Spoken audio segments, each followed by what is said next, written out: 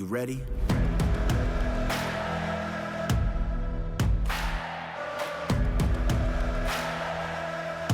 We will not lose, let it sink in. Never back down, we don't play around. Coming for the dub and the crown. Battle for the win, we the kingpin. We will not lose, let it sink in. Never back down, we don't play around. Coming for the dub and the crown. We will not lose, let it sink in. Hello and welcome to this week's Game Changers. I'm your host, Lauren Burgess. And I'm your host, Shelby Schaubel. We are back on the track this week. Back on April 28th, Webb City High School hosted the Southwest Area Track Meet. This is a big event for Webb City, who is actually coming off the first ever MSHSAA Unified Track State Championship. The Cardinals took home the state championship on April 23rd up in Parkville, Missouri. What a big honor for the school. It means so much to them. Special Olympics is such a big mission for the Webb City School District. To tell us more about that, here's special education teacher Julie Maskus. We love Special Olympics at Webb City because Special Olympics aims to make inclusion the norm. And when I say inclusion, I just mean whether you have disabilities or you don't have disabilities, you are a part of the community. And we just have that culture at Webb City, so partnering with Special Olympics is the natural fit. One of the unique features about this track meet was the Young Athletes events. Young athletes are the kids who are 3 to 8 years old who aren't quite old enough to compete in Special Olympics events. But this gives them the opportunity to try out some sports and stay active. So we had to check out the young athletes while we were in Webb City, and they did not disappoint. Area is the best area ever. All right, good job, yay! Good job! All right! I get one too. This is the Young Athletes, where athletes from, I believe, 3 to 8 can register with Special Olympics, and all the schools who are invited to attend show up with great kids, great athletes who are just starting out, and they get to do so much fun. All right, push, push, push, push, push. Push, push, push. All the way across. She's got it, yes.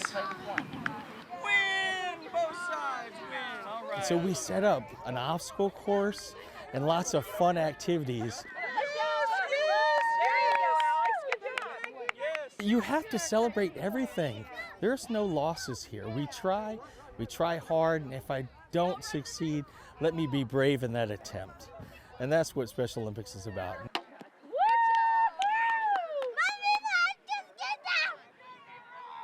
First of all, sportsmanship and camaraderie and getting together and growing those relationships and seeing each other on the field is very important. Oh, so close. Great job. Push-pull activities, catch, coordination exercises, the ability to recognize colors, to be able to use physical attributes of their own that they can develop that they may not be the best at doing at this point in their lives. And so we can show them that through sports and events like this, that they are athletes, that they are people that can compete and have fun and enjoy the sports that we have all around us. Wow! Good ball!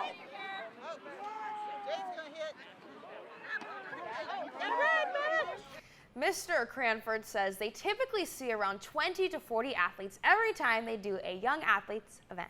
And he says they get a lot of help from families, teachers, paras, and volunteers to make this event possible, and everyone gets something out of it, even the adults. I mean, you could see them all working together. Seemed like such a fun event for the young athletes. Yeah.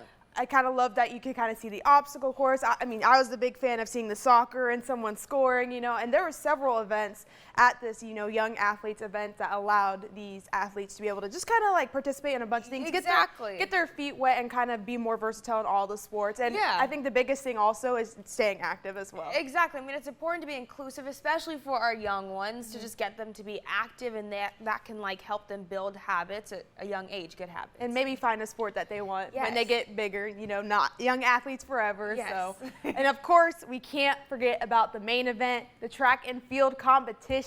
Yes, this meet featured more than 500 competitors from about 20 different schools, most of which are in our area. And we're talking about schools like the host, Webb City, Joplin, Carthage, Neosho, Nevada, and Seneca. Shelby, are you ready to check out some of these highlights? Yes, let's do it, Lauren. Things got started with the long distance races. Athletes participated in the 800, 1500, mile, and 3000, and each runner was assigned an individual who timed how long it took them to complete the race.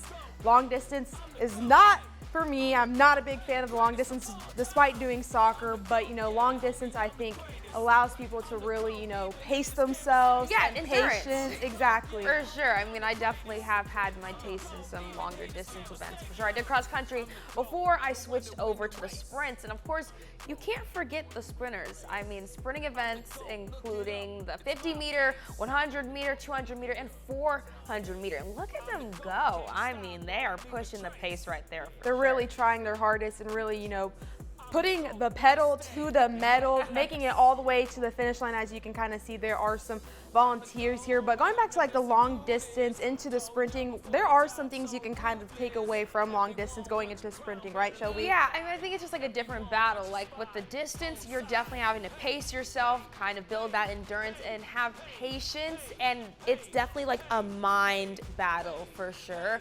Whereas like sprinting, it's over faster, but you're definitely exerting a lot of your energy at a quicker pace, obviously, because you're sprinting and you're trying to get to the finish line as fast as you can.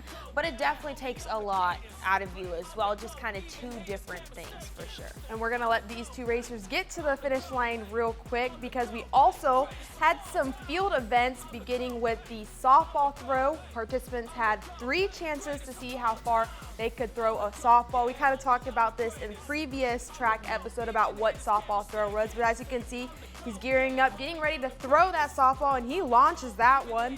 And it's very similar to some traditional track and field events that we have.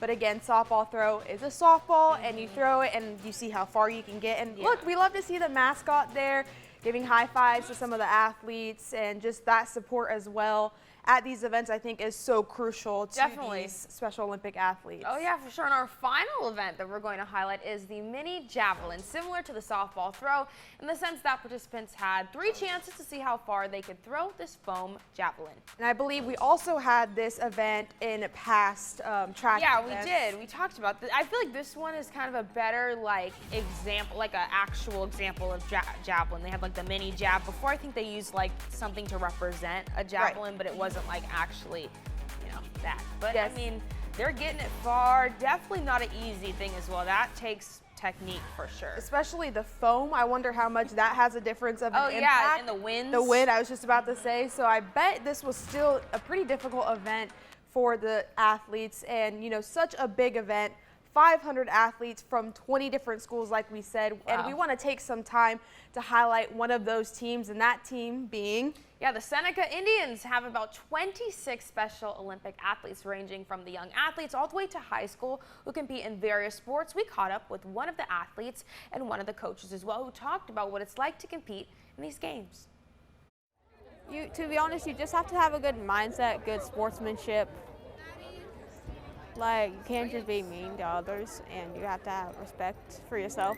So we have like a thing, it says SLOE, respect for others, respect for self, respect for environment.